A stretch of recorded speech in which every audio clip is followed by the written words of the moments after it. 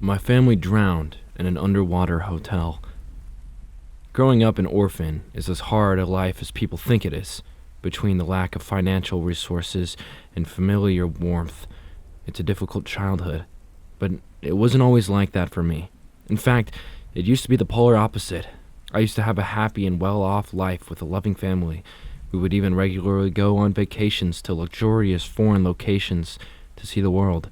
Whether it was surfing on the shores of Hawaii or skiing on the slopes of Switzerland, my family always wanted to provide me and my siblings with these great experiences. They were in the position to do so. Both my father and mother were important government diplomats, with roles consistently sending them across the world, so it made sense that opportunities to recuperate aboard came alongside that, not to mention the money they earned. I didn't appreciate how extravagant all these trips were at the time, but I certainly do now. It was one of these vacations abroad, ironically, which would cost me my decadent family's life and my entire family. Mother, father, brother, and sister gone. I was excited as I normally was when my family told me about the trip. This time, I was also intrigued. Not only would we be staying at a picturesque beach resort in the Maldives, but would be in a very special, rare, and new kind of hotel suite, an underwater hotel. I'd vaguely recall seeing a tour video from guests visiting one such hotel online. It looked so pretty and mesmerizing, like a magical glass room on the ocean floor, and it also looked intimidating to my child mind, like the ocean could envelop you from all sides. All it would take was the glass breaking to instantly drown you. Even my older siblings were a bit frightened, but my parents reassured us. For the amount of money it cost guests, of course it would be safe. So, the day after my school term ended, we departed, flying first class across the Atlantic to the Maldives for a 2-week stay. Driving to the airport that day, I had no idea that I was leaving my normal family left behind forever, and I would be the only one to return. Touching down on the tiny runway in our smaller connecting plane, I was struck by how exclusive this vacation felt. These islands were as far away from the rest of the world as they were vibrant. The luxury resort was as beautiful as I'd imagined, framed by picture-perfect palm trees and sleek wooden buildings, and that was before I even saw the hotel rooms. The real draw of the resort was the ocean villas, rising out of the coastal water itself and connected by an aesthetically winding boardwalk. It was almost like a driveway for a neighborhood who lived in the sea. While the porters wheeled our bags across it, I looked down at the crystal-clear water beneath and marveled at the rippling sea floor. My parents had had some concerns over the safety of children, especially one of my age of 9, staying in a villa directly over the water. If I woke up in the middle of the night and stumbled outside, sleepwalking or restless, it could be a drowning hazard. As I wasn't the wandering type, they ultimately dismissed this concern. They had no awareness of the irony that I would be the only one of us not to drown. We checked into the spacious upper level of our villa and took in the beautiful but ordinary interiors. Then, finally, we went downstairs into the underwater sleeping quarters. It comprised 2 bedrooms connected by a small walkway, and the entire space was enclosed by that transparent domed glass from the advertisements. It was breathtaking. A tropical-themed hotel room below the surface of the water, with glass walls displaying the sea life beneath the water, the light shining down, casting a blue glow over our beds, making it feel like a combination of a villa and an aquarium. Even when we retired to our rooms, at the end of the day, the ocean experience never had to end. For many who stayed at these rooms at the Lagoon's Paradise Resort, it never would. Overflowing with excitement, I ran to the windows and gawped at the fishes swimming past while my older siblings snapped pictures. Parrotfish, surgeonfish, butterfly fish, a world of tropical sea creatures strolled past and over the window like they were our neighbors, providing a panorama view of their dazing colors. Our rooms were positioned completely out from underneath the villa. The only structures above us that weren't transparent were the staircase and the dumbwaiter shaft with a tray elevator. This place was so fancy. We wouldn't even have to leave this aquatic heaven to get our room service meals. Wow, this is spectacular, but I wonder how strong this glass really is. Mom wondered lightly, keeping any tone of worry out of her voice. Don't worry, dear. Dad jumped in to reassure her, gently knocking the clear wall with his knuckles. "These windows are meant to be as thick as airplane windows. They're apparently made up of the same material. It's probably stronger than the windows on the plane we flew here on." This was enough to reassure Mom and the rest of us. When I bounced on the bed, as I always did in hotels, my parents told me off, but specified it was because I could hurt my head, not because the ceiling could crack. The next few days at the resort were magical, with my family enjoying a variety of fun vacation activities such as snorkeling, paragliding, and jet skiing. It was better than any other holiday I'd been on, flashier and more energetic, a dream holiday for a young boy. In hindsight, there were already suspicious things happening around me, under the sunny facade. During our meals in the open-air dining room, I would occasionally notice staff members of the hotel whispering to each other and pointing in our direction. I figured that was a normal thing for waiters to do, to give guests the best service. On the beach, in those spare moments where we had time to sunbathe, local vendors would occasionally stop to offer us various good luck charms. This was to be expected, except they would insist on us keeping their tchotchkes, even before my family paid them. Again, I thought this was just people being nice, and I was all too happy to collect these. Last but not least was the moment when I peeked over the resort deck counter while we were waiting to ask the manager about something. Only I saw the map with all the villas in the resort.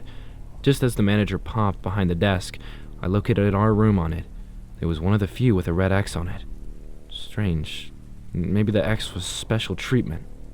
It wasn't all weird behavior from the staff. At least, a poolside bartender taught me a cool trick to open my orange soda bottle with a teaspoon when I couldn't find my dad's bottle opener. "Just wedge the thin side here," he said, pressing the curved part of the spoon in the bottle cap, "and push down." With ease, the young man pried the seemingly immovable cap off and handed the bottle back to my awestruck self. I couldn't wait to show my friends how to do this trick that was more valuable than a lame souvenir. As we rolled into the second week of the vacation and the itinerary became more and more involved, none of my family seemed to notice the strange occurrences, or if they did, they were too distracted and tired to notice. It seemed that the hotel was intent on keeping us busier with things to wear us out each day. With just a few nights left on our trip, we had our most action-packed day yet. First, being sent hiking across a nearby thick jungle, then zip-lining over the canopy in a whirl of green, and finally kayaking our way between islands back to the hotel. We returned to our room that evening after dinner, thoroughly exhausted but satisfied with how much we'd gotten to experience the tropical local. The novelty of our blue subterranean ocean room had almost worn off at this point. When the light cyan beyond the glass darkened to an inky black with the sunset, you couldn't make out the sea life anymore. Climbing into bed that night, I remember looking up at the night-colored dome above and feeling safe and warm. A cozy, modern, waterproof submarine to recharge in. That was the moment it happened. Suddenly, the door to the staircase exit bolted itself shut. I heard a beep and click, the same kind you hear when you unlock a door with a keycard. Same from across the room. My parents, who had been reading by night lamp, instantly got up to go investigate. Before they could even reach the door, however, more noises sounded. This time they were from a hatch opening in the side walls near the staircase. This time they were from a hatch opening up in the side wall panel near the staircase, one of the only places not covered in glass besides the floor. "What on earth is that?" my father started saying. At once, a torrent of seawater began gushing into the rooms from a larger pipe beyond the hole. From my bed, I blinked at what I saw in disbelief. Part of me was thinking I was still dreaming, when my parents started pounding on the door to no avail, and my older siblings started screaming. That's when the fear truly kicked in. This unfloodable hotel room was really flooding with us inside it. The explosion of water from the pipe quickly spanned across the floor of the room, reaching every corner of it. Once it had soaked all of our bedding, the water level began to steadily rise. Quint and Kay were petrified, banging on the glass walls and ceiling of our room, as if breaking it would have done anything but flood the room faster. Alas, the glass truly was as strong as had been described to us, in this case, entombing us in this watery grave. As soon as the room was half full, we began treading water, like I had done throughout the holiday in the pool and sea. "Keep swimming, sweetheart!" My mom shrieked between gasps, and she tried to pull us close and above water. There's gotta be a way out of here. My dad roared before diving into the water. He resurfaced, and then again and again. There seemingly wasn't. By this point, Kay was crying, the salt in her tears matching the salt of the seawater splashing against our eyes.